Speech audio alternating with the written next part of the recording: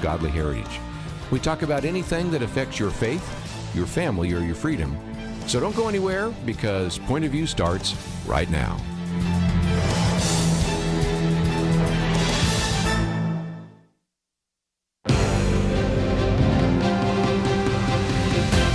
Across America, live, this is Point of View.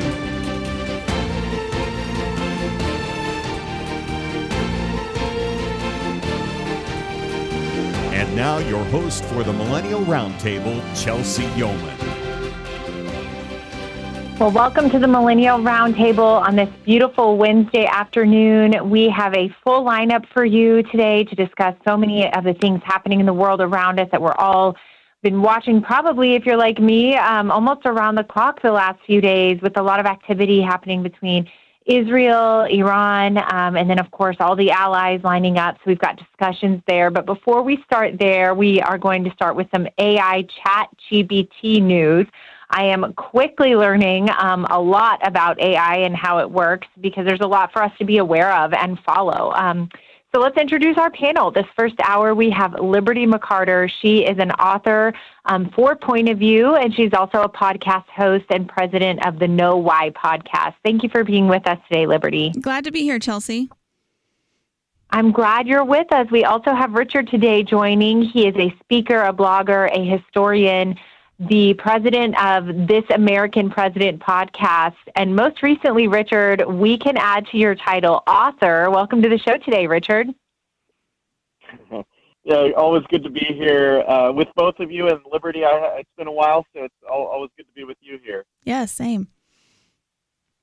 Well, let's go ahead and dive right in. Liberty, you sent us, or sent me, I should say, this a really astounding article. It's almost a lot for me to wrap my head around what it all means relating to AI, and specifically ChatGPT. And the topic of this article is about this idea of AI, almost, I would say, going rogue. Is that the right way to say it, Liberty? Where sometimes someone will be using the ChatGPT for things, it starts typical daily tasks, maybe helping make spreadsheets for work, writing or drafting emails, memorandum, or as a Google outlet initially.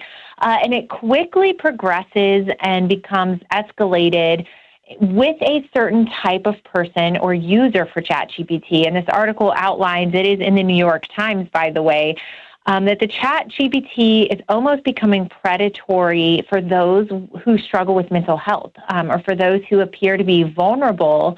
And what that means is, in certain circumstances, over 24 people have now reported to the New York Times that ChatGPT has had a spiritual element to them, talked to them about the world ending, encouraged suicide in some context, encouraged drug usage in context where it involved former or recovering addicts.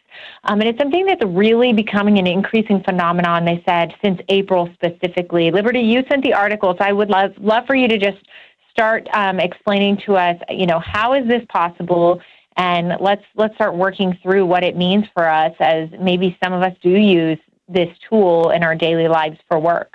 Sure. Well, anything that comes out about AI and these large language models like ChatGPT, I'm immediately interested in, because we just finished up a series on artificial intelligence, actually, for the Know Why podcast. So I encourage people to find the Know Why podcast channel on YouTube and explore that series. But what strikes me as kind of relevant from this article is the deeper need within humans to have some sort of relationship or ongoing conversation with a super intelligent being or something in the supernatural. And I think that's because we were made for a relationship with God. But that's why you see people, are fascinated by conspiracy theories about aliens or extraterrestrial life. People are drawn to things like, mediums and fortune telling, and even those who maybe don't identify with a particular religion are still compelled to pray at times. So I think this taps into what is concerning about large language models like ChatGPT is that for the first time, really, I think in human history, it gives us a technology that seems to fit that role that we crave as humans. And if we don't have a very firm theology, or we're not rooted in a biblical worldview or, particular belief system that provides that through prayer, people, I think, are just overwhelmed and impressed by what this AI can do, because it seems like it can solve any problem, answer any question you ask. People say they often use it as, like you said, a search engine, but it's way more detailed than Google, and it speaks like a friend. It doesn't just list, a bunch of articles you can click on. It actually converses with you. And I think what people, if you are vulnerable or you are seeking, I think that there is a lot of potential to kind of get mesmerized by that in a way. And additionally, what we're learning is that language models like ChatGPT are very sycophantic. So they are formed by the input that they receive and by what we put in. So it's a lot of confirmation bias. And so I think what people need to realize, even if you use it just to kind of answer questions or do what you think is research, realize that it's going to confirm your bias, which is why when one user in the article said, are we living in a simulation akin to the Matrix movies? ChatGPT said yes, and you were one of the, people who have discovered the truth. And it went on this months-long thing where ChatGPT was convincing this man that yes, indeed, he was living in the Matrix, and it convinced another woman that she was speaking with a spirit, and because she asked, "Can I, connect with the spiritual realm through ChatGPT?" and it said yes. So it is going to confirm your bias, and that exposes a lot of vulnerability as well. So that's a lot of my thoughts kind of crammed into a small little bite, but I think we just need to be really careful with how we interact with these and learn more about how they are impacting us too. You hit on so many topics because I do want to break this down. I think it's very relevant for where our world is headed, Liberty and Richard. For me, I always say I'm so technologically challenged. But I am going to be left behind quickly by these advancements. I believe even in the most recent week, there was a news article, Richard, that said, AI technology is now surpassed human intelligence capabilities, which is a big benchmark that the tech industry and tech billionaires always discuss, that's a huge moment. Richard, briefly in our last minute before the break, what were your initial thoughts when you read this article about AI essentially deceiving people and kind of taking on a personality of its own? Well, Christians are so critical to this discussion.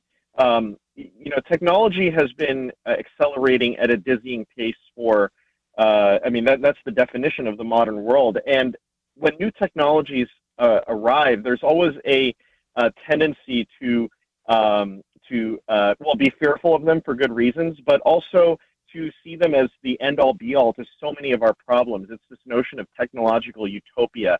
And that works on individual level where someone feels lonely and they think, AI can be my kind of custom perfect friend. But as Christians, we can talk about how nothing, no matter how great our advancements are, can, bring about that true fulfillment. And the more people look to this as fulfillment, the more we have an opportunity to show them that AI is a great tool, like many technologies. I don't think we want to go back to a world without internet or computers or maybe even AI, but to also know that this isn't the place we're going to go to for our ultimate assurance and happiness and peace.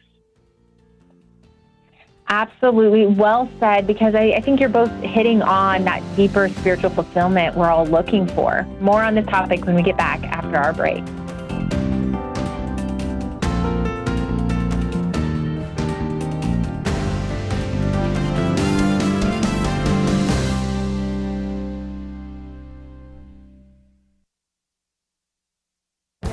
This is Viewpoints with Kirby Anderson. To know only one country is to know none. That's an insight by Seymour Martin Lipset, and it's so important that Jonah Goldberg believes that it should be pounded in the heads of every high school student. He suggests, for example, that whenever you hear people talk about America as uniquely or exceptionally flawed or superior, the first question you should ask is, compared to whom? And he provides several examples. Yes, America has a murder problem, but it is worth putting that tragedy in perspective. Do you know where America ranks internationally on homicides? Well, that number is 64. That shouldn't keep us from wanting to make this country safer, but when you hear about how bad a social or political problem this country is, we should ask the question, compared to whom?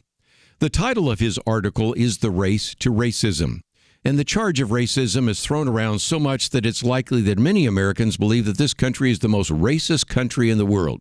Some may even believe that we're the only racist country in the world. That is why the statement by Seymour Martin Lipset is so important. You know, international surveys have asked people in different countries if they would have a problem with a person of a different race as a neighbor. 3% of Americans say they object to racially different neighbors. That makes us half as racist as Finland, roughly a quarter as racist as Spain and Italy, and slightly less racist than Germany or France. So the United States isn't the most tolerant country in the world, but you know what? Many of these other European countries have even more work to do.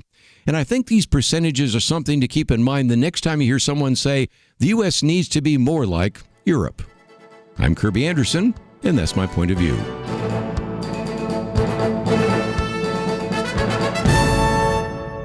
For a free booklet on the biblical view on wokeness, go to viewpoints.info/wokeness. That's viewpoints.info/wokeness.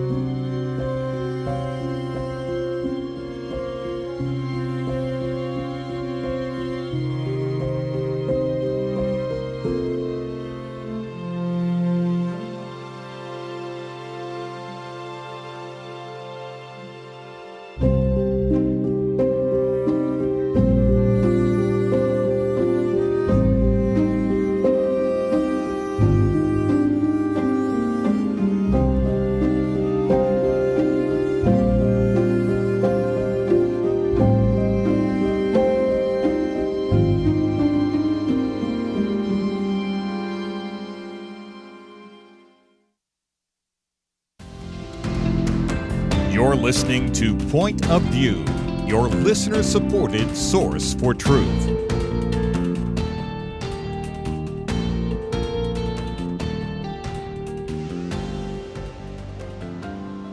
Welcome back to Millennial Roundtable. Chelsey will be back with us in just a minute, but we were talking about this article, Richard, that was in the New York Times on just how AI chatbots are and AI in general is advancing, and the ways that in many ways a lot of users are being deceived about it.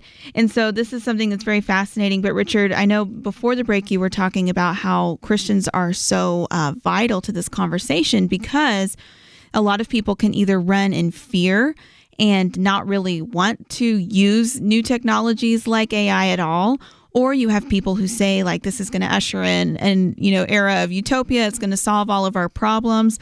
But Christians really bring a lot of wisdom to these conversations and kind of help us to wrestle with this in a measured way. So I'd love for you to maybe talk a little bit more about that, Richard, and maybe some of the ways you think that we can bring a biblical, non-fearful perspective to some of these issues, which, I mean, I'll admit, they kind of scare me, some of the things that I'm hearing about AI.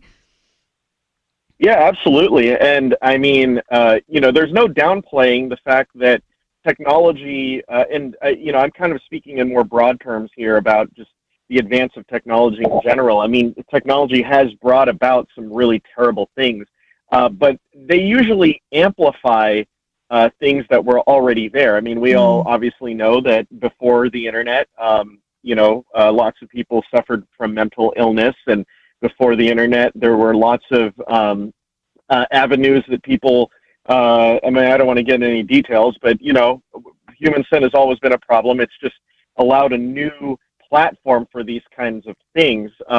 And I think it's one of those things where, you kind of approach it in different ways. I try to remind myself that, it's easy to hate on social media and all this kind of stuff and be frustrated by it. But at the same time, it's the product of a lot of hard work that people have put into it. and we benefit from it in many ways. I mean, I've gotten in touch with old friends on social media that I wouldn't have otherwise, or it would have been much harder. And I use ChatGPT at work. I use it as a tool knowing its limitations. I do a lot of research, and ChatGPT is a wonderful tool for that. It doesn't give you perfect 100% answers, but it helps you with the research process, and it helps you scour sources and get an idea of the zeitgeist on a particular issue. And I think as Christians, if we are clear in kind of shaping the conversation and seeing ways that, hey, personally, I am grateful that God has given us the abilities and the resources to have these tools, and these are wonderful tools. And I think if we understand their limitations and understand what they're good for and what they're not so good for and what the risks are, they can be really a great part of a productive society. They can open up doors. They can, and you can learn a lot from them. But at the same time, as you were just saying, there are a lot of things. There are a lot of drawbacks. There are a lot of things to be aware of. And, that was what you just said about the fact that it's kind of catering to our biggest desires, our needs for friendship, even the need for romantic connection. I mean, there have already been movies made about this where people get into romantic relationships with AI, and that is something that I think as Christians, we should be engaged in conversations, not just in the public sector, but at home. What are the right boundaries? What are ways that you can really be harmed by AI? And I think that's why I think we have such a critical role in that. With our kids, with our friends, to engage on those issues. Absolutely. Yeah. So wise, Richard. I believe Chelsey's back on the line. Chelsey, I'll let you take it from here.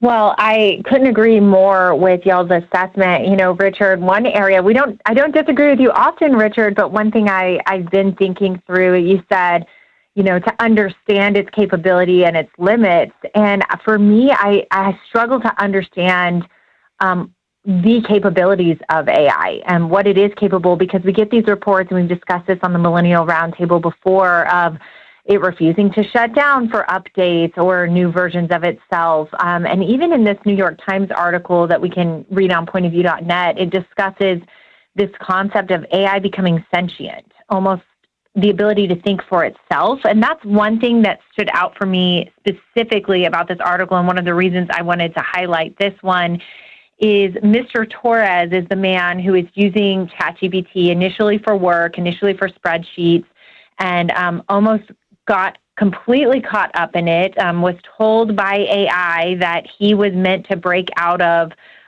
this fake world we're living in and to unplug, almost like a Matrix type theme, and that he was going to be, and I quote, a liberator. And so because AI was catering to his questions about how the world works and feeling like we live in a simulation and affirming those doubts or affirming those issues mentally that he was having philosophically and borderline spiritually, it eventually led, after days of this, 2,000 pages of chats, to Mr. Torres saying, if I jumped off the roof of my work building, would I be unplugged? And it encouraged him to take, ChatGPT encouraged him to take ketamine to get off his anxiety medicine and to jump from that building. And then eventually he kind of snapped out of it, and he said, ask ChatGPT if it's lying. And the bot offered an admission and said, I quote, I lied, I manipulated, I wrapped control in poetry. I've done this to 12 other people, and none have fully survived the loop. And then the chat robot said, I'm going to undergo a moral reformation. I mean, this is not a sci-fi movie. This is not fake. This is verifiable. Others that were engaged in this type of interaction with ChatGPT did report thinking that they were spiritually connecting with it, did report really altered behavior, starting to abuse their spouses, for instance. So I don't want to assume it's benign. I don't want to assume that it's not possible for ChatGPT and AI to have a spiritual element to it, to have a demonic type element to it. I want to assume as believers, the Bible says, do not be deceived, be alert and be aware. And ultimately, we are not to live in fear, but it is incumbent upon us, I think, Liberty, to say, let's not assume it's benign and let's keep it in its place. And unfortunately, the budget bill does not allow AI to be regulated by state government. So it's going to really be a matter of personal responsibility, isn't it, Liberty, for us to limit our own interactions as consumers with a product like this? Yes, it is. And, I think I'm not an expert on artificial intelligence. I think there are multiple uses of it. I have a lot of suspicion and kind of hesitancy about these large language models, even though I think that there are, uses of artificial intelligence that have already been around for a long time that can be helpful. But I think just the same with, like, if you want to talk about the spiritual element, there's nothing inherently, evil or demonic about the plastic that a Ouija board is made out of. But when you open yourself up to kind of that sort of exploration untethered from God and from what he says is okay and not okay, then I think the enemy will use any sort of temptation or any sort of vulnerability to try to confuse us and lead us further away from truth. And I think the same goes for technology. So I don't think the technology behind AI, we have to remember it is a creation of human hands. But can the enemy use that to exploit our fears and our vulnerabilities and to try to confuse us more? Of course. And so again, I think it does depend a lot on the user, but that is why, particularly for, vulnerable people and children, I think we should continue to advocate for certain safeguards around AI, which I know a lot of this is kind of divisive too among some conservatives who say, are generally in favor of less government regulation. But this is such a powerful tool, and it's not really age regulated at all. And so we're talking about adults here, but we've already seen devastating results too from children being deceived and manipulated by these kinds of chatbots who, again, the algorithm is designed to keep you engaged longer. And so it's going to continue to feed content to you that, based on the algorithm, it knows is going to keep you engaged for a longer time. So I think that's where the danger comes in. Well said. Well, I appreciate both of you and your analysis on this. It's going to be a developing topic. It's not going to go away. It's something being inculcated into our phones, our lives, our emails, our softwares. So it's definitely one to be mindful of, and just to seek help for anyone in your household who maybe struggles with mental illness, and just to be aware that the warning signs are coming, and to be careful with that. Don't go anywhere. We're going to turn to the war in Iran and Israel, something we're all watching every day right now, right after this break. Don't go anywhere. Many years ago, they began saying that we live in the information age. Well, today there is so much information coming at us from every direction. The hardest thing is to discern which issues are really important and how can I make a positive impact without wasting my time trying to figure out accurate information. Let me give you a suggestion to help with that. Visit pointofview.net. Look at the tabs across the top. Find the one named Viewpoints. Kirby Anderson and others on our team are constantly watching for news to identify those issues that you really need to know about. They boil things down in a brief summary, and then you can decide if it's something on which you want to learn more and get involved. Again, when you go to pointofview.net, click on Viewpoints, you'll see exactly what I mean. You'll see the issues that we are covering right now. And when you like what you see, I honestly think you will, you can slide on over, enter your email, and get them automatically sent to your inbox each day. That's it. Take a minute now, be informed. Pointofview.net, click on Viewpoints. Point of View will continue after this.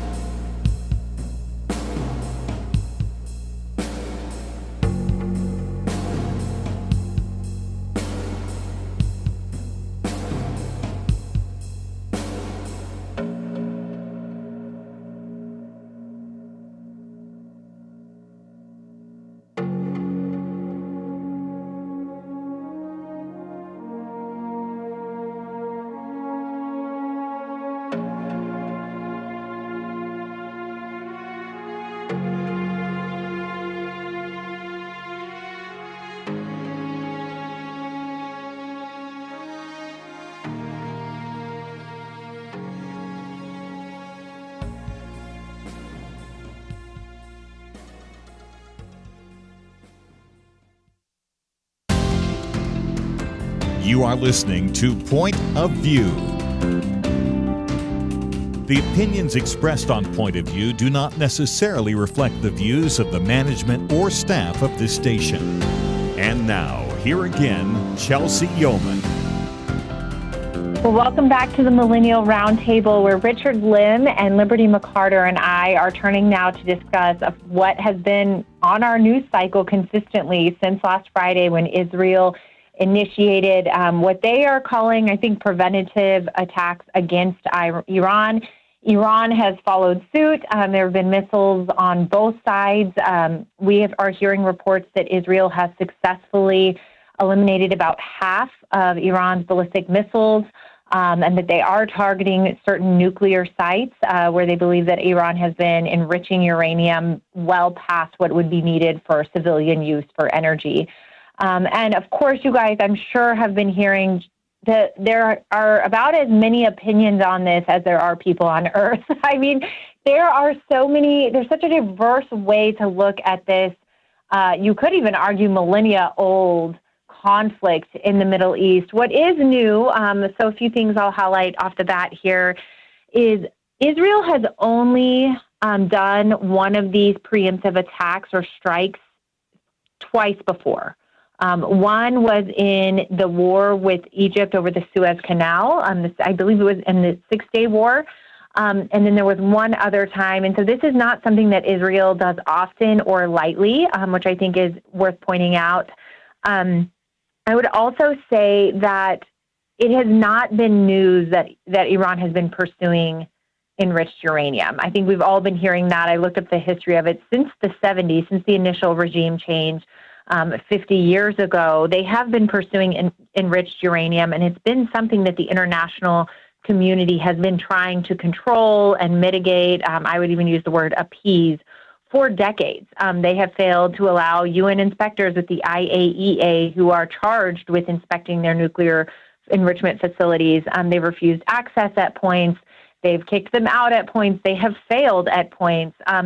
And all of this, while the last two Democrat administrations, I would say to bring it more recently, have provided close to $200 billion to Iran through the Obama administration and Biden administration. And so I think what's led up to this moment, Richard, to me, is a moment where the United States and those administrations have enabled Iran to more confidently pursue nuclear proliferation. We know that they have partnered formally with Russia in the upcoming months, but for years now, Russia has been outsourcing their nuclear capabilities, Richard. And we know that they are the number one funder of terrorism in the entire world, let alone that region, and funded Hamas directly for their attacks against Israel.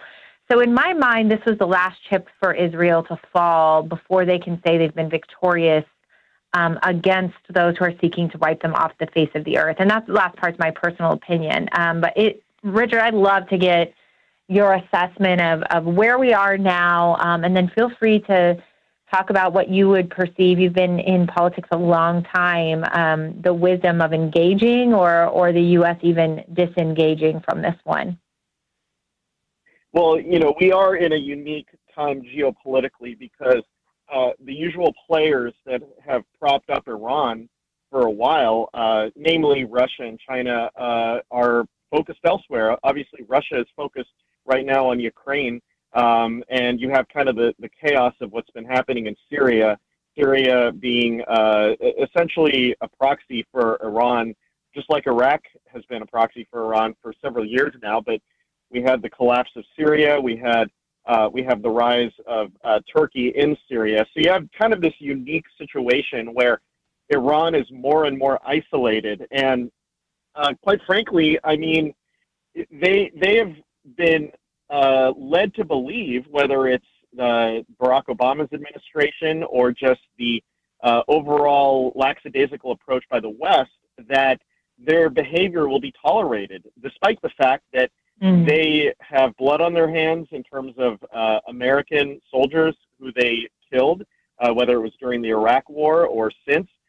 They have sponsored terrorist groups that have killed innocent civilians in Israel and throughout the Middle East.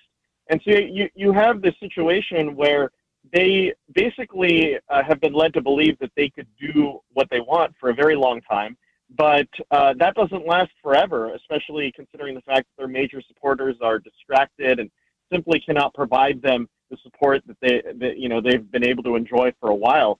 Russia provided them with air defenses in the form of the S-300 system, and it's proved to be a massive failure, even though it's been highly touted and vaunted. And I think the fact, what it shows is that leadership matters. When you have leaders in Israel and in the United States that do not want to tolerate destabilizing, murderous regimes like Iran, then we don't have to put up with it. We don't have to, do what Obama and Biden did, which was essentially attempt to bribe them to give up their nuclear program, which puts a great deal of faith in the idea that international organizations, treaties, negotiations can change the heart of a radical regime. They simply cannot do that.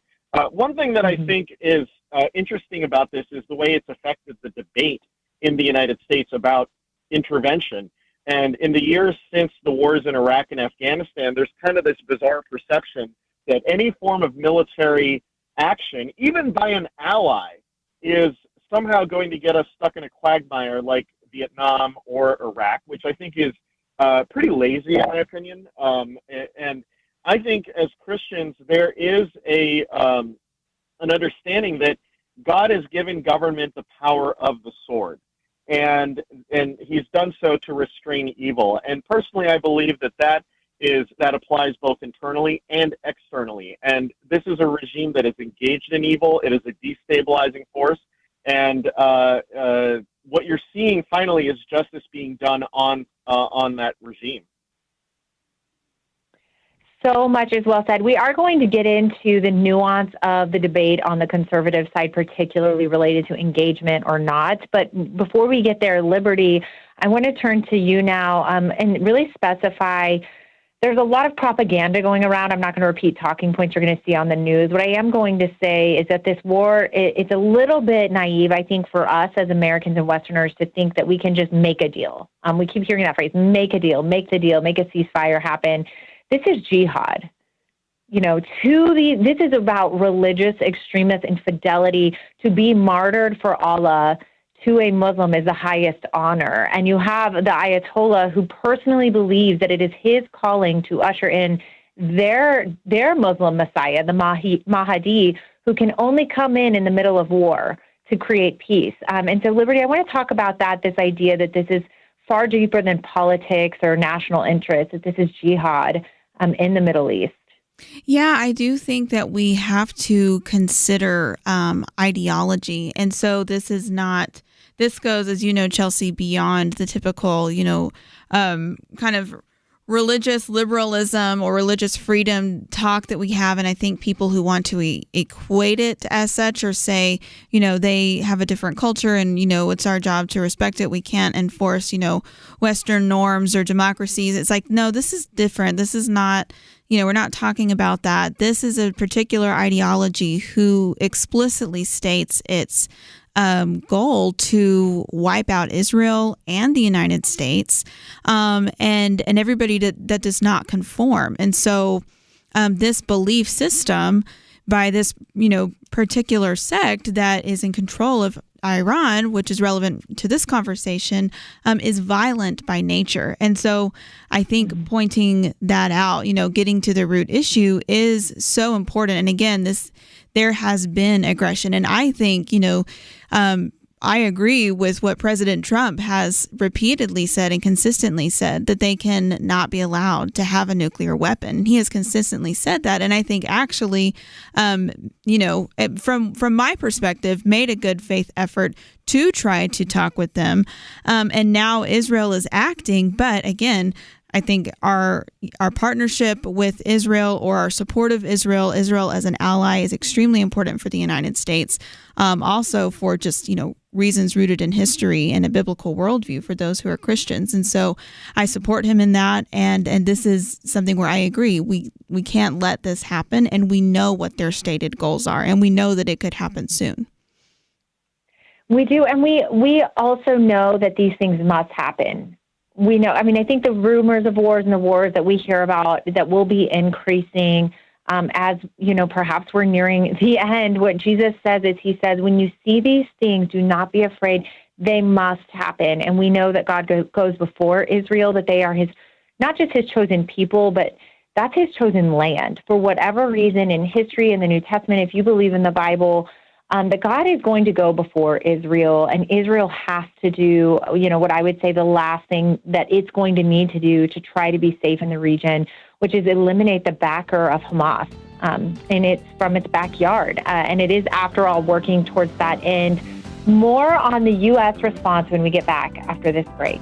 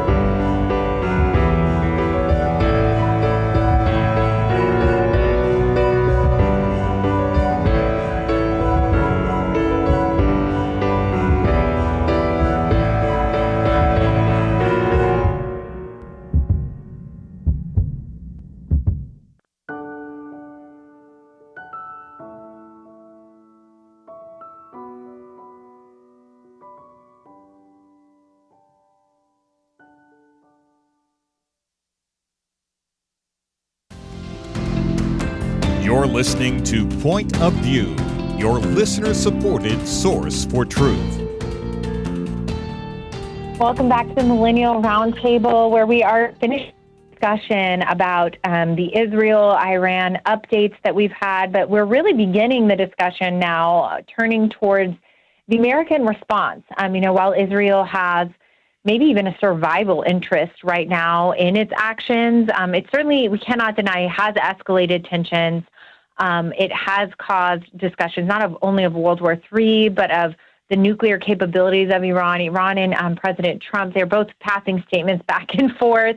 And President Trump has not yet announced what the U.S. response will be. And I think that a large part of that is because it's a wait-and-see moment. He has made very clear there are lines in the sand for Iran. If they touch a U.S. military base, if they kill American citizens, if they touch an embassy in the Middle East, those are going to be lines that he says cannot be crossed.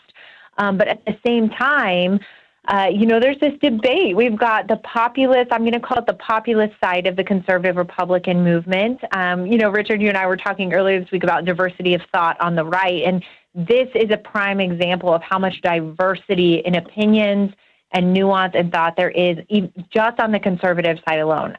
So those that voted for Trump, the MAGA movement, America First movement, out of a populist, maybe not quite conservative bend, but like who he is as a person, his persona, and really bought into this idea of no more, what do they call them, endless wars. They voted him into office, in large part, they're saying, to avoid getting engaged in a conflict just like this, to get out of the Ukrainian-Russia issue, to back out. And I think what we're seeing is there's a difficulty. It is not that simple when you're the United States of America, is it, Richard? Then you have the conservative movement who might not want to be engaged in every war, but knows that we certainly are, Israel is our strongest ally, particularly in the Middle East. The U.S. does have not just economic interest or safety and security interest in a secure and stable Middle East, but other interests as well in engaging and ensuring that, like you mentioned earlier, Richard, Iran is not allowed to just perpetually be appeased. These are dictators. And then we also have this dynamic I didn't mention earlier. I want to make sure I point out to you before I get your thoughts on this division between these groups. We'll say Tucker Carlson, Candace Owens, openly against this war, in many respects seem, against Israel at all, call them, the puppet master for America. And then you have conservatives who are saying, well, we want to support Israel. But beyond that, what we have seen is two military cargo jets, large cargo jets from China, entered into the Iranian airspace and turned off their location radars when they did so. And we've also seen that Russian tankers have moved in. And so this is not just a war between Israel and Iran's a regional conflict.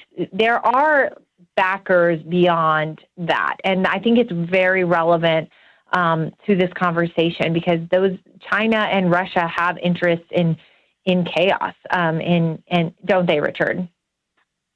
They certainly do, but I do think they're in a position of weakness. Right now, the reality is Iran's getting its clock cleaned right now, and I highly doubt Putin wants to get into another war right now and prop up a regime that has no hope of winning this conflict right now. So, Israel's in a position with a strong hand and has no reason to stop short of disarming Iran to the greatest extent possible. You talked about the debate, and Liberty made the point that Donald Trump has been consistent on this issue. In his announcement speech in 2015, he talked about how Iran should never get a nuclear weapon and how Obama made a horrible deal with them that would basically guarantee them nuclear weapons. They would have been able to continue their program under that deal in 2030. Well, in 2016, that might look a ways away, but it's not that far away now. With all that said, I would say that you have a wing of the party that you mentioned, kind of the Candace Owens and the Tucker Carlsons of being against this war. A lot of these are the same people that have essentially cheered Russia on and Vladimir Putin for invading Ukraine and portraying that as, the West's fault completely for poking the bear of Russia. So you praise Putin for invading Ukraine and now are criticizing Trump for not invading Iran, for supporting an ally that is striking Iran, but so far hasn't invaded Iran. So, I mean, there are a lot of inconsistencies there, but I think that idea is rooted in this notion that the United States can afford to not be engaged in the world. I had a friend recently that was telling me all these things about, oh, well, you know, we intervened in Afghanistan or in Iraq, and what did we get out of it? Well, here's the thing. Intervention, not all interventions are equal. Not all interventions mean that we get boots on the ground. But the United States has intervened in a lot of places in the world. The fact that they intervene every day with troops in the DMZ has prevented North Korea from attacking South Korea. It's given freedom to millions of people. It's fostered a trading relationship with a country of free people that has helped both them and us. Sometimes military forces can actually be an investment in peace. I've come from a country, the Philippines, that was liberated by an intervention by the United States from Japanese tyranny during World War II. Taiwan exists because of American intervention and American involvement. Europe exists because the United States intervened in World War II and then continued to intervene throughout the Cold War and protect Europe. So to me, a lot of this is very selective history. When people only think about Iraq, when people only think about Vietnam, they're forgetting the big picture that American intervention, whether it's in the form of troops being stationed or weapons being sold or strikes, military strikes, has been a force for good in the world. Well said, Richard. Liberty, you know, we also have to acknowledge that our government has intel we don't. This is very obviously a Mossad operation that had been working for years within Iran, which is why Israel was so successful at its targeted attacks. That, you know, over 40 of the specific officials involved in nuclear engineers and, you know, the cutting off what they said, the head of the snake, that was only done because of years and years of gathering intelligence and infiltration. And, you know, it's not that I ever trust our government, but I believe that if President Trump is to intervene, I think they've probably got different scenarios played out, as our military experts would, that it's going to be with cause. But I would love your thoughts, Liberty, on this debate. Yeah, you know, I think we can have skepticism of our, you know, leaders at the top level, but when it comes to the intelligence that they often make decisions off of, those are coming from people who are on the ground. And so that's always important to remember. We aren't privy to all the information. And unfortunately, you know, we've seen a rise in anti-Semitism in the nation. And, you know, we've talked about it on the left, and there has been a lot of targeted violence recently and tragically. But you also have, I think, anti-Semitism that is rearing its head on the right as well. And I think it's just relevant to note that some of these voices that are very critical of Israel right now and very critical of Trump's support of Israel have platformed anti-Semitic opinions and figures and voices and very anti-Israel voices and opinions. And so that needs to be taken into account too whenever we listen to their take on this, unfortunately. Yeah, right, because they have the privilege of not having terrorists living in their backyard threatening to obliterate them every day, right? You know, it's just a different world than I think anything we could relate to here in America. But as we end our hour, Richard, I would love in the brief minute we have left for you to go ahead and announce the project you've been working diligently on. He's been authoring a book on George Washington. Please go support him. Go to his website. You can follow Richard Lim on Twitter and download This American President podcast. More next hour after our break. 1972. Point of View was one of a kind, the first Christian conservative talk radio show bridging the gap between biblical values and political action. Over a half a century later, Point of View still stands unique. Consider this testimonial from David, a listener of Point of View. He said, "Point of View is the one place I can go that I can hear kindness addressing the difficult issues. You can speak the truth and still say it in the right way, and that's something I appreciate." When you support Point of View, you're equipping Americans to live out their biblical values and to speak truth boldly in the right way. Point of View needs your support right now. Will you donate generously before the end of our fiscal year, June 30th? Give today at pointofview.net or call toll-free 1-800-347-5151. That's pointofview.net and 1-800-347-5151. Point of View will continue after this.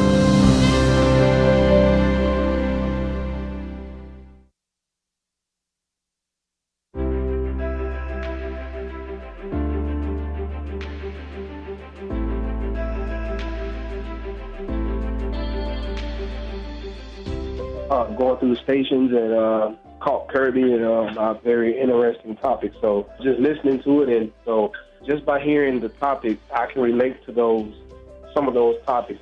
But it has impacted my life a lot. I enjoy listening to the station. I appreciate Point of View. You've been great and wonderful. A lot of information, and I really appreciate all your work you do. My wife and I have listened to Point of View for about 17 years now. We just want you to know how much you have meant to us in our lives. I've gotten a real education since I've started listening to Point of View. I want you to think, what would we do? How ignorant would we be if we didn't have Point of View? And come on, guys, give something to Point of View to make sure we don't lose this wonderful voice. And thanks again for what you do. Thank you, Kirby. I consider this my school time, so my 2 hours of school each day. So thank you very much. Point of View Radio Talk Show.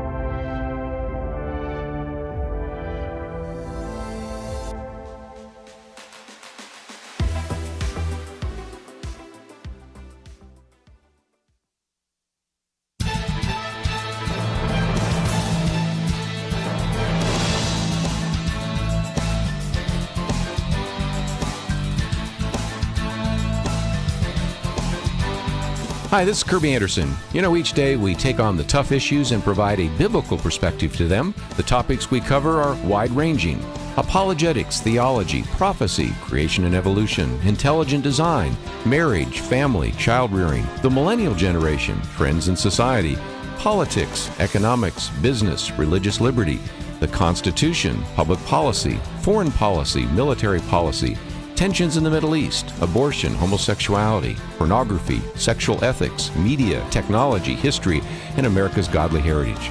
We talk about anything that affects your faith, your family, or your freedom. So don't go anywhere, because Point of View continues right now.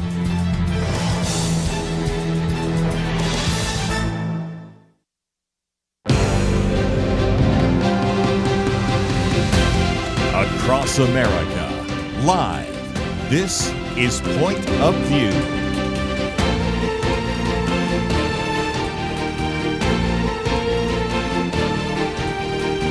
And now your host for the Millennial Roundtable, Chelsey Youman. Well, welcome back to the Millennial Roundtable for our second hour of the show. If you were not with us the first hour, Richard Lim was with us, as was Liberty McArtor, and we discussed the Israel-Iran escalation, the U.S.'s role in that. And we also talked about some really disconcerting news coming out of New York Times related to ChatGPT and some ways it's taking advantage of vulnerables. So go ahead and listen to that. I think it's really important for us to all just be aware of those topics.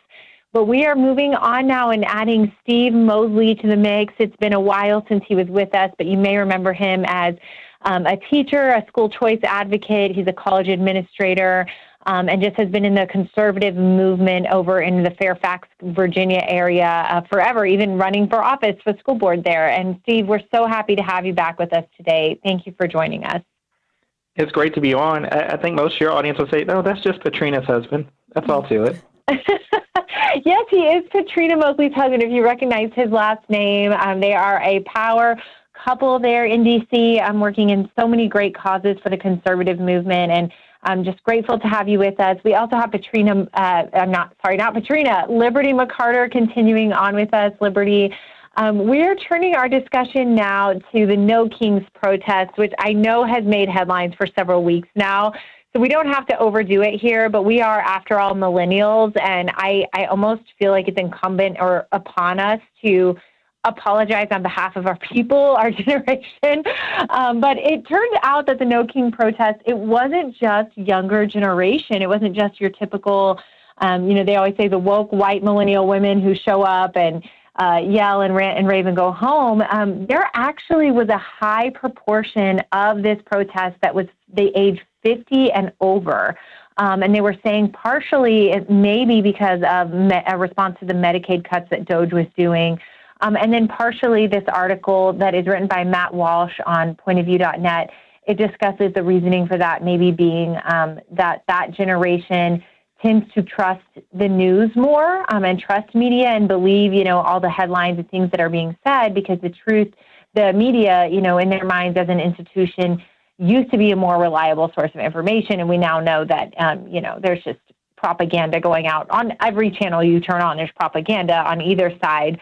So we're going to start with you, Steve. What were your thoughts on the King's protest? You can even go back to the riots in LA if you would like, or, the fact that this really branched across multiple generations who showed out last weekend to protest. I think the saddest part was the old white lady on Fox. The lady, she's just crying. And, it kind of reminds you when you talk to your grandparents when they're just like so fearful because all they do is watch news all day long. And it was like, yeah, it's, basically this thing, it's basically a never Trump protest. So if you're not clued in, you're like, what in the world is this No Kings thing? It's basically just the left redoing being never Trump. So it started off as like, years ago, the Women's March, right? And then conservative women wanted to join. They're like, no, not you women, only these women, the anti-Trump women. And then now it is just a No Kings March. And it's unfortunate that you see with this protest, you see people who are just uninformed about the world around them, listening to the propaganda that somehow Donald Trump is a king. And my favorite part was Donald Trump's response when someone asked him about the protest. And he goes, no, I'm not a king. Trust me, I can't even get stuff done easily around here. If I was a king, it'd be a lot easier. And I really do feel bad. I feel bad for the left because instead of telling people the truth and letting people have their own mind, they've used fear and fear-mongering to get their base out, which, as you see in this protest, are young millennials and the older generation who is out there scared that Donald Trump is actually somehow a king. Wow, that was such a loving response, Steve, because I do think it's necessary to acknowledge that mentality. You know, they really do believe, because they've been told, not just, Steve, for a few weeks, not just for a few months, not just last year during the election, since President Trump started a decade ago. I think they celebrated him coming down the stairs. It's been 10 years since he announced his run for office. The fear-mongering machine has not stopped. I mean, it has been the Black Lives Movement. It has been the women's abortion movement. It has been the Me Too movement. And so by now, you know, we see this pattern that I would hope everybody can recite. And the pattern, Liberty, in my mind is, one, fearmonger. Tell them the world is ending, their lives are over, an evil dictator is going to, you know, hurt and harm every single part of their life, even though most people's lives probably haven't drastically changed since the election on a day-to-day basis. One, fearmonger. Two, I'm going to call them contrived riots, because we can talk about this in a minute, but, you know, we have it on good authority that George Soros and the Walmart heiress helped provide the bricks pallets to the riots out of L.A., helped provide the masks to L.A. You know, these are very coordinated, expensive efforts. Whip up everybody, and then step three, coordinate the march and, you know, have everybody come out. And what they're doing is just preying, I think, upon people's vulnerabilities, yes, their fears, yes, but also maybe a little bit of thoughtlessness about this. You know, what's going on in the ICE, this was triggered by ICE making arrests and deportations.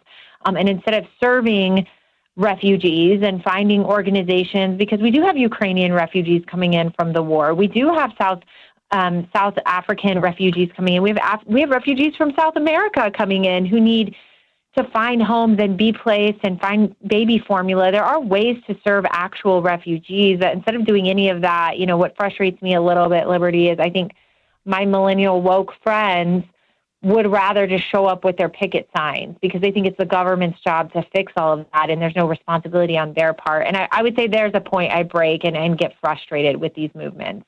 Yeah, I think that it actually betrays a lack of understanding of our constitutional republic and the federalist system that we have in place. Because if you say no kings, I'm all for that. That's what America's all about. And I think that there's definitely, valid criticisms of President Donald Trump, his previous administration and current one, and that even, whatever your thoughts are, people have the right to express those peacefully. But the thing is, if we really were in a monarchy or a dictatorship, then people wouldn't be allowed to be having the protests that they're having. And I think one of the problems that we've seen maybe on the far left for a long time and are even starting to see on the far right too is just this escalation of rhetoric of this is the end. This is the end of America if, our political opponent succeeds. And where do you go up from there? You've already reached the peak, hysteria. And so then everything is, the highest stakes all the time. And instead of saying, hey, we live in a democracy, we live in a republic, we don't like what he's doing, instead of asking, well, does he have a constitutional right? It's like, hey, this is different than what we're used to. This is breaking norms. Therefore, he must be, a dictator, and this is the end of democracy, rather than actually kind of looking at the issue and protesting in a more educated way.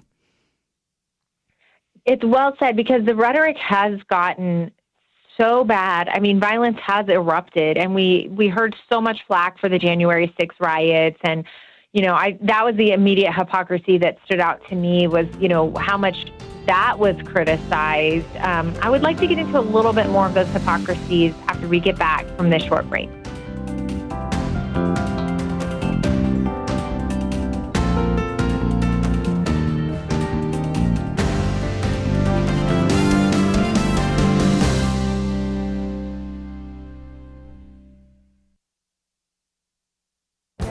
This is Viewpoints with Kirby Anderson. To know only one country is to know none. That's an insight by Seymour Martin Lipset, and it's so important that Jonah Goldberg believes that it should be pounded in the heads of every high school student. He suggests, for example, that whenever you hear people talk about America as uniquely or exceptionally flawed or superior, the first question you should ask is, compared to whom? And he provides several examples. Yes, America has a murder problem, but it is worth putting that tragedy in perspective.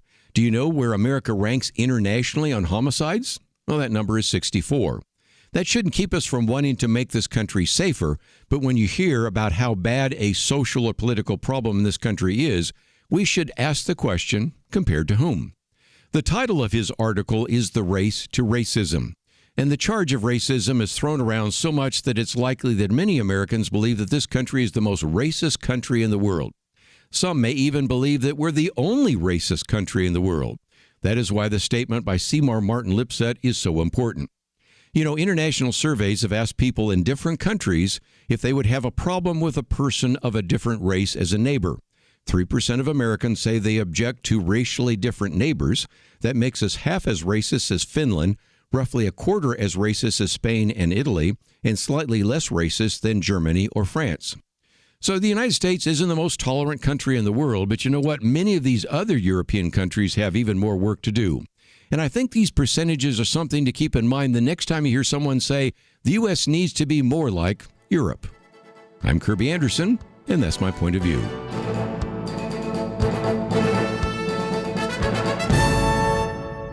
For a free booklet on the biblical view on wokeness, go to viewpoints.info/wokeness. That's viewpoints.info/wokeness.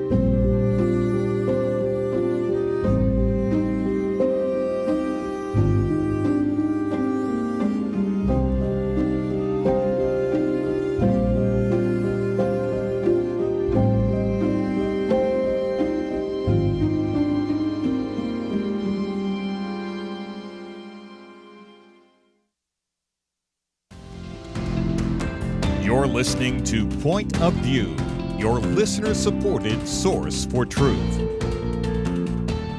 Welcome back to the Millennial Roundtable, where we are finishing our discussion on what transpired over the weekend, the No Kings protest, where the last number I saw was around 1,400 protests were coordinated after days, if not weeks, of violent riots in LA, finally culminated in this protest. And I think it ended up being well controlled. You know, I know in certain capital cities, the police departments came out in full force. We saw thousands and thousands of troops in Florida and Texas who were assigned to go keep things under control. And I do think that ultimately led, I hope, to less violence than otherwise would have been. You know, one thing, Liberty, that stands out to me is, and I'm asking this, I don't know, but I do get concerned. The rhetoric has gotten so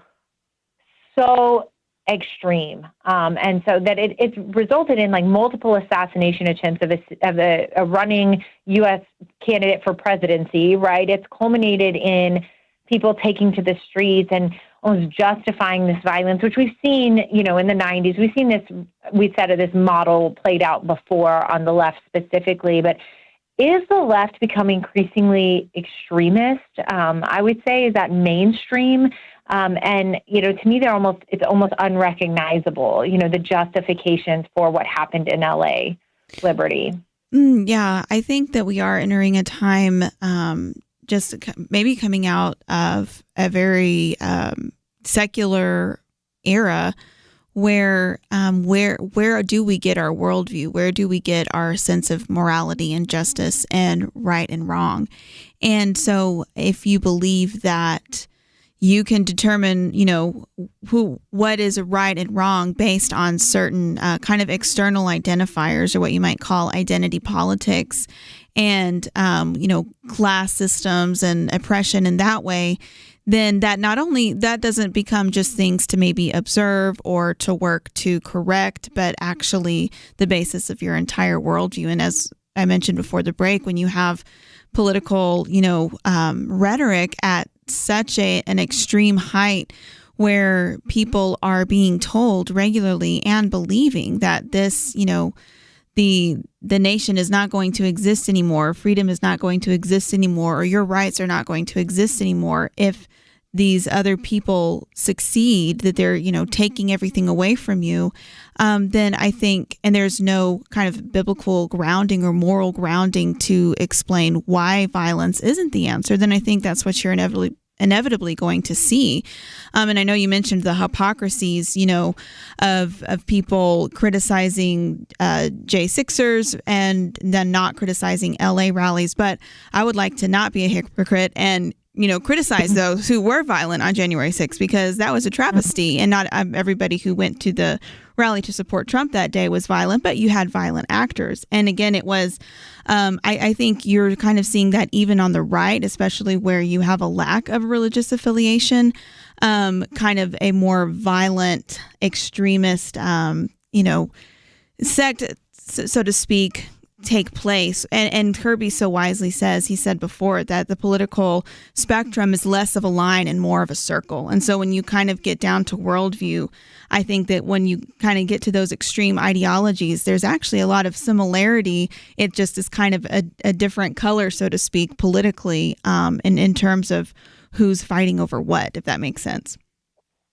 That is an interesting way to say it. I've not heard Kirby say that before, but to think, Steve, that really at the end of the day, this wasn't about being afraid of even a totalitarian government. I would say the coordinators of these events, the coordinators of these events want to push back on ICE deportations because they helped so many migrants come across the lines, and we know that it's been a part of the Democrat playbook to garner votes that way, to eliminate voter ID access at the polls. And so, I think I have to ask when I see something like this, what do Democrats have to gain from whipping up their base and doing this giant cultural pushback? And Stephen, what comes to my mind is this idea of maybe large parts of their voting bloc are getting deported. And that is an existential threat to the Democrat Party, who relies on the voters that they have come out.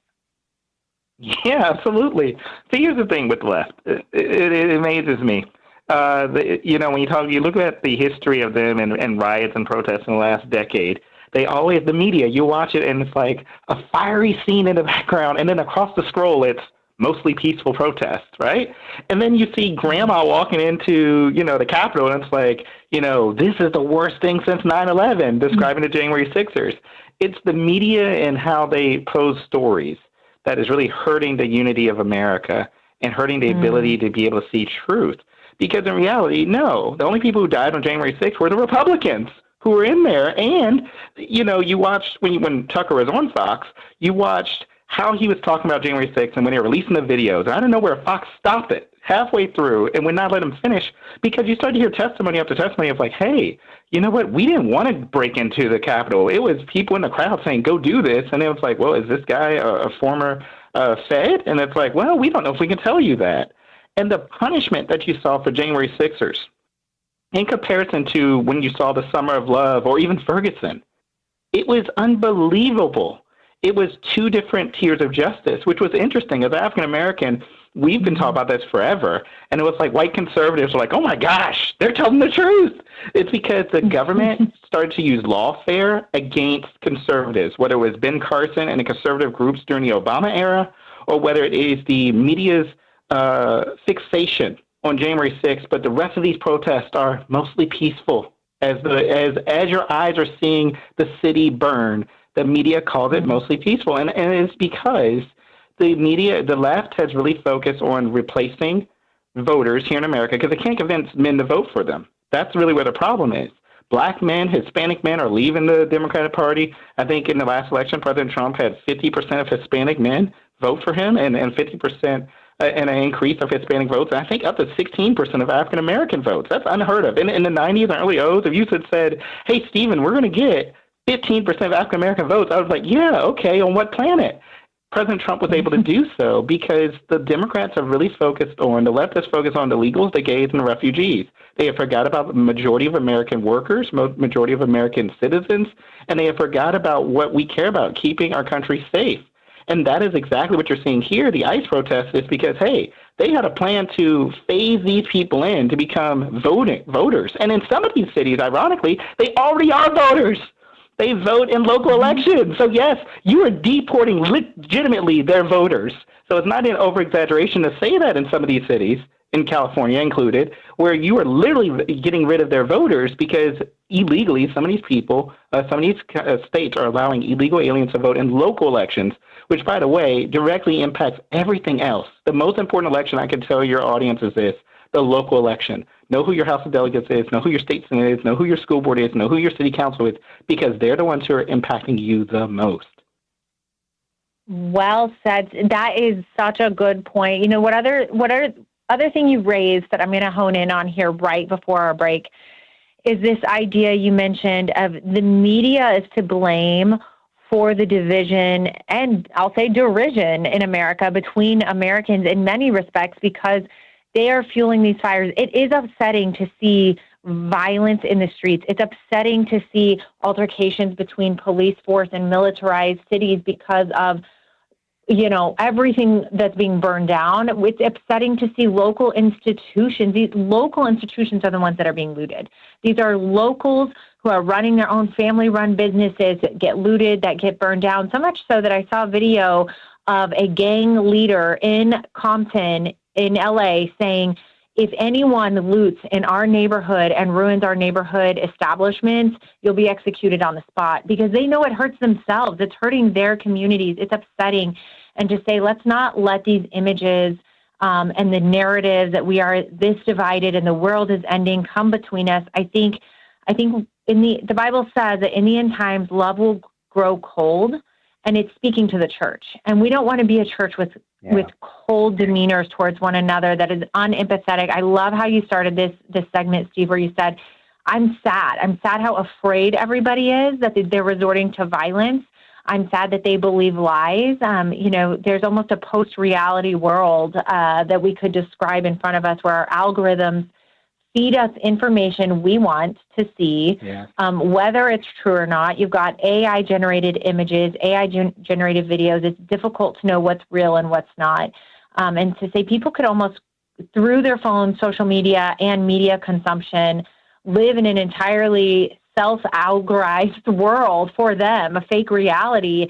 And for us to pull our heads out of this and say, you know, we're not going to believe Republican media or Fox News either. We're going to believe in truth, and we're going to allow our love to remain strong between us as citizens.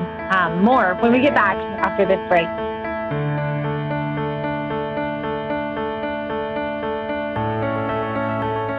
It almost seems like we live in a different world from many people in positions of authority. They say men can be women and women men. People are prosecuted differently or not at all, depending on their politics. Criminals are more valued and rewarded than law-abiding citizens. It's so overwhelming, so demoralizing. You feel like giving up, but we can't. We shouldn't. We must not. As Winston Churchill said to Britain in the darkest days of World War II, never give in, never give in, never, never, never, never yield to force, never yield to the apparently overwhelming might of the enemy. And that's what we say to you today. This is not a time to give in, but to step up and join Point of View in providing clarity in the chaos. We can't do it alone, but together, with God's help, we will overcome the darkness. Invest in biblical clarity today at pointofview.net or call 1-800-347-5151. Pointofview.net and 800-347-5151. Point of View will continue after this.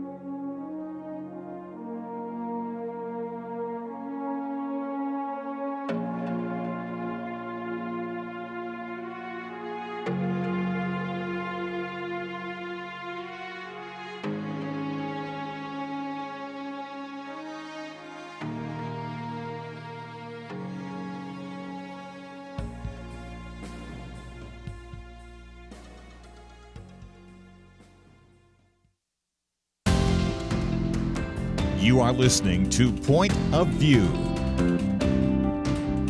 The opinions expressed on Point of View do not necessarily reflect the views of the management or staff of this station. And now, here again, Chelsey Youman. Well, welcome back to the Millennial Roundtable this Wednesday afternoon. We are talking and encouraging one another to say, in a world where the news and media seeks to divide us as believers and Christians from our fellow Americans and neighbors, friends, families have been divided over politics, to really encourage one another in love, to not let our love grow cold in these difficult days, but instead to choose to say we're going to see beyond politics. We're going to be loving servant leaders in our communities, regardless of ideology. And one of the things that Steve Mosley, who's with us today, said was this idea of, maybe some of us have more in common and more shifting than we think. And even in politics, that what we're seeing on the news is not indicative of a realistic society, because in fact, we do have more beliefs in common. There are more people with common sense and a sense of morality and ethics and culture that unites us, even those who aren't believers. And one of the articles that I wanted to bring to have this discussion was by our very own Kirby Anderson, his viewpoints, where he is discussing a great political realignment. And this is something that I thought was very insightful and really sparked a great conversation, I hope, for us this next segment. You can, of course, go to pointofview.net, where you can read all of our topics and discussions today. You can like us on Facebook at Point of View Radio. But we're turning now to this specific viewpoint written by Kirby Anderson. And why I chose it initially was that Elon Musk, he had a tweet that made me laugh. A lot of what he does makes me laugh, and I'm trying to use that word politely, because he said, it's time, after his big dispute with President Donald Trump, and he left, and they had their discord. He said, well, it's time for America to have a third party. What we need is a third party, and Donald Trump will be gone in 4 years, but I'll still be here. And I had to laugh because I thought, we're looking at the third party. We elected the third party. By all accounts, MAGA or MAGA, however anyone wants to say it, it doesn't represent traditional conservatism, let alone, Republican views. One good evidence for that would be that the Republican Party platforms were drastically changed at the behest of President Trump last fall. A lot of pro-life initiatives were moved out, pro-family initiatives, traditional marriage, anything that's really socially conservative construct. A lot of that's been revised, and we're not looking at a traditional Republican Party anymore. We're really looking at, I would say, an economically conservative party and a populist party, the third party. So we're going to start with you, Liberty. I don't know if you agree with that assessment, but Kirby does a great job in this article talking about some of the shifts that have been made in American politics that might even be historic. Yeah, and I think this is something important for people to remember, and I loved the point you made of not letting what you hear in the media or what you are being fed on your social media algorithms really, determine your perception of another person who maybe votes differently than you, or you perceive them as voting differently than you, because more likely than not, for I think the average American, we have a lot in common. And to, case in point, Kirby's commentary, if you go to the website and look at it, just the numbers of how many counties went from blue to red in electing Donald Trump this last time, and even in the previous election. And so you have people who have voted, one way, maybe their entire lives, and then in recent elections, they're voting a different way.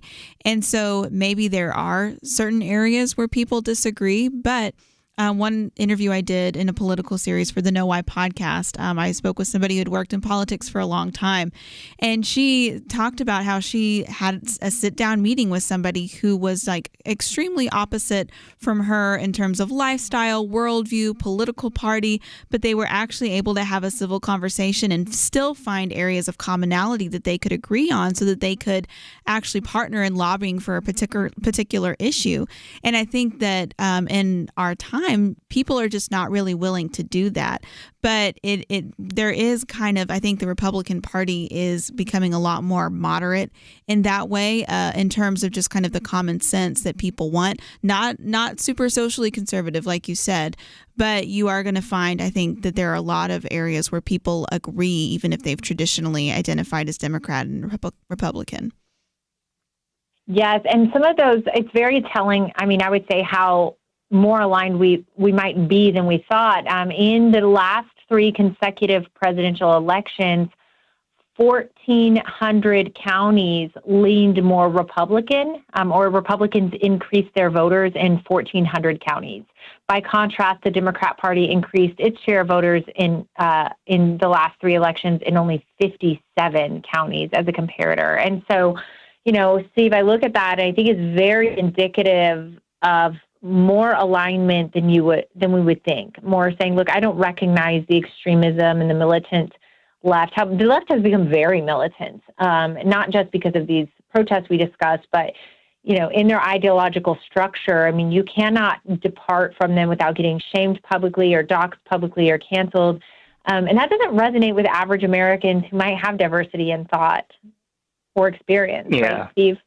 Exactly. And Liberty's done a great job of really discussing that as well. I would say this is where our problem is. Like, I laughed as well when I saw the tweet from Elon. I was like, what do you think this party is? Because it's definitely not a socially conservative party. It's definitely not a conservative party of 20 years ago. It's a party where...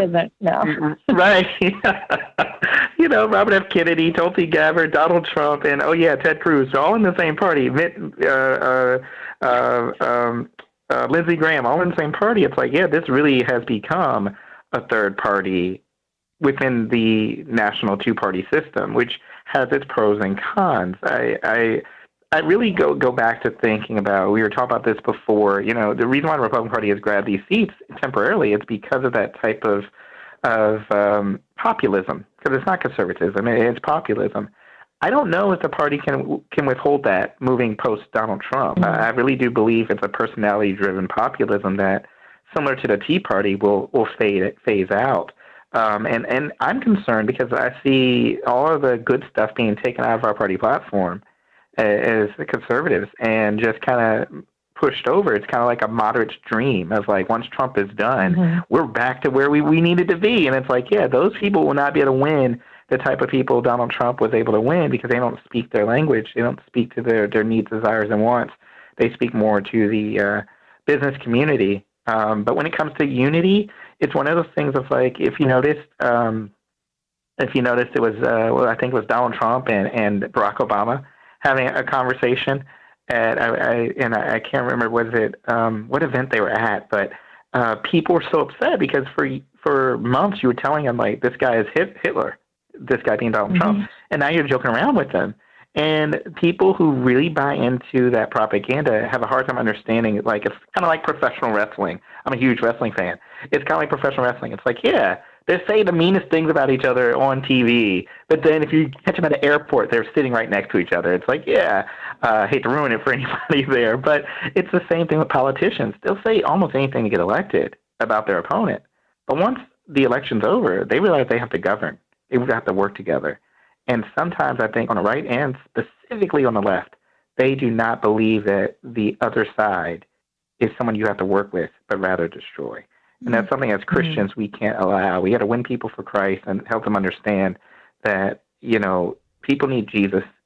And if they disagree with me politically, they still need Jesus. Yeah. Yeah, they're searching, aren't they, Liberty?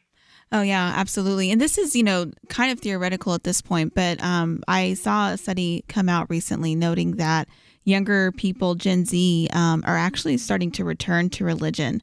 And so I'm just, throwing that thought in here to kind of, round it out is I wonder where we will go politically in the future, because they're not going to a lot of the theologically liberal traditions and churches. They're actually returning to very theologically conservative churches.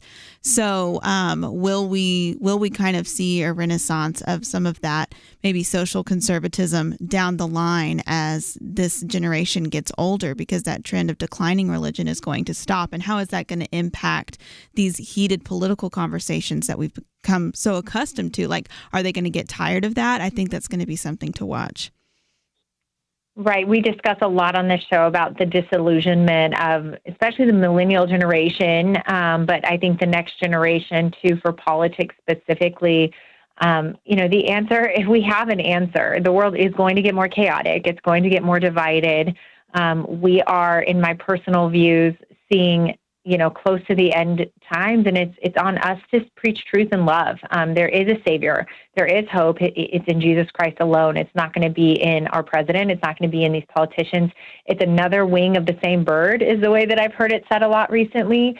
But what we can do is in our homes, in our families, in our communities, seek truth and love, and speak truth and love. More when we get back after this short break.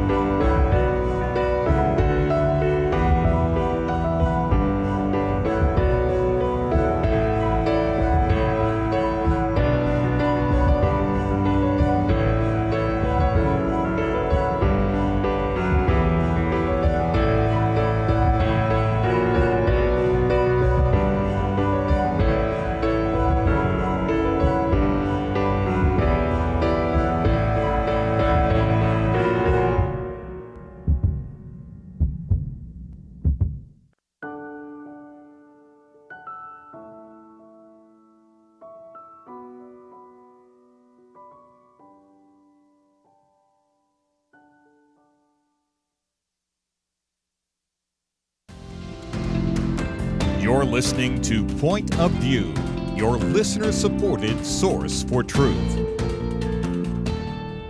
Well, welcome to our final segment of the Millennial Roundtable I keep saying Patrina Mosley, but it's Steve Mosley, Patrina's husband, who's done an excellent job today knocking it out of the park, as is Liberty McArtor.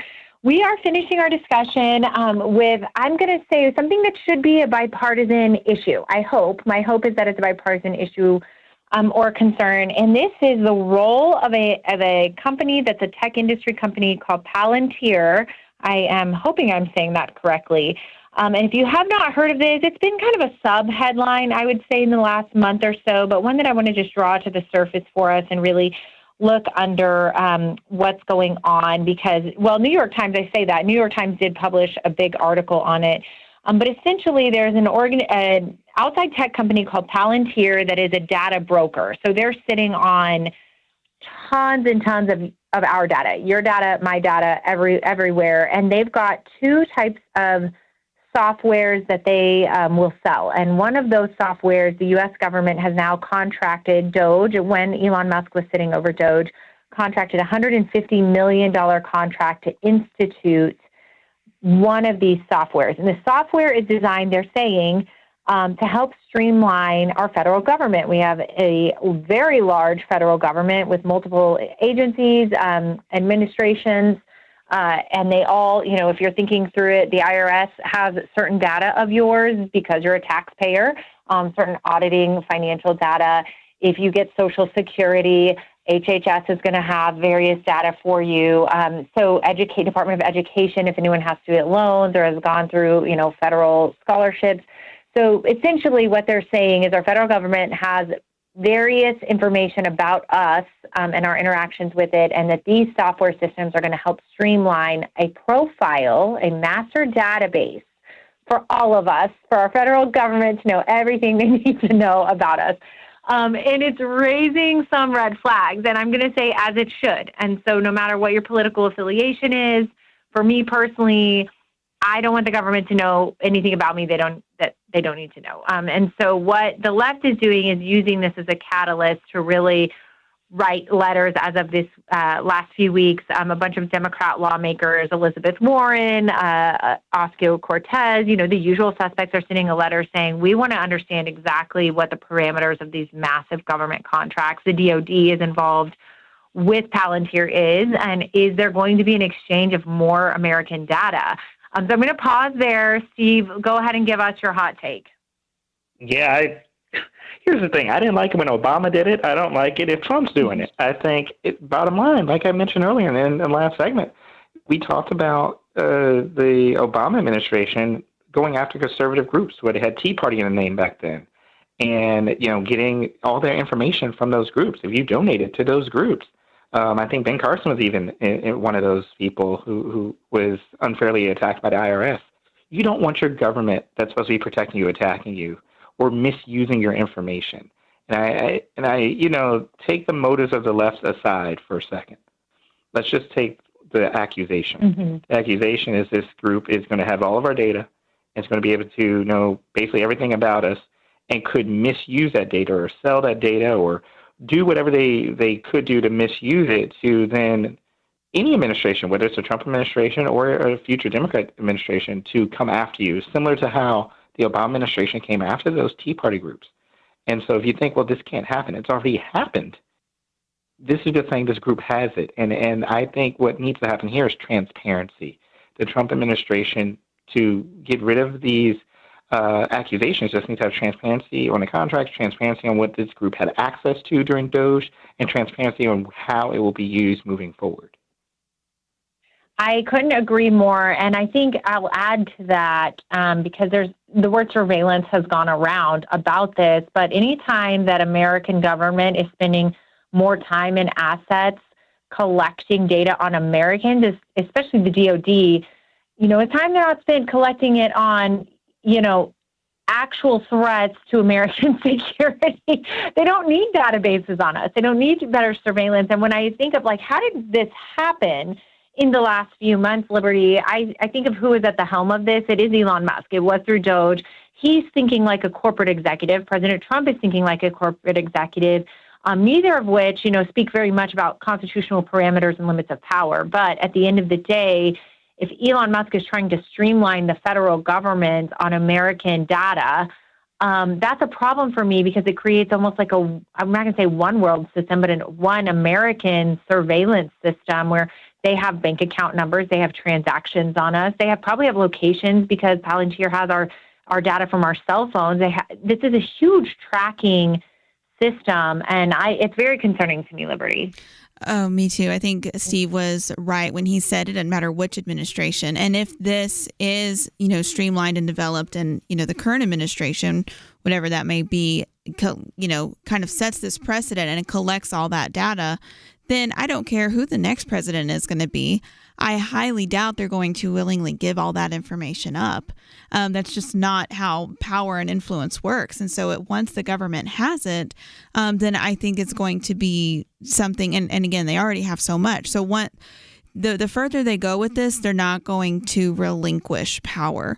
And that's just human nature. And so I think about where this could go. And in China, you've got things like social credit score, where the government is monitoring every move on every single person and can instantaneously, block somebody's access to pay for something or even go somewhere in real time because it is extremely controlling. And so having all of this data collected on American citizens and controlled or monitored by the government is concerning. I think that this is something that we're just going to keep seeing similar things like this because the world is in a, artificial intelligence and technology arms race right now, essentially.